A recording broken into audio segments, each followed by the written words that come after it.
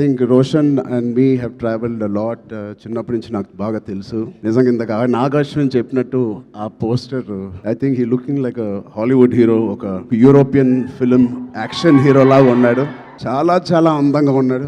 ఇందాకే శ్రీకాంత్ గారికి చెప్తున్నాను, ఏమనుకోకు శ్రీకాంత్ అన్నయ్య, నువ్వు కొంచెం రౌండ్గా ఉంటావు, మనోడు మాత్రం షార్ప్గా ఎలా వచ్చాడు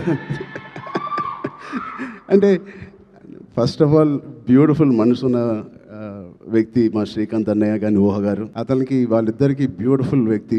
అది లోపల మనసులో నుంచి ఇంత ప్యూర్గా ఉంటే తప్ప అంత బ్యూటిఫుల్గా బయట ఉండరు. సో రోషన్కి ఉన్న అందం లోపల నుంచి వచ్చిన అందం మొదటిగా.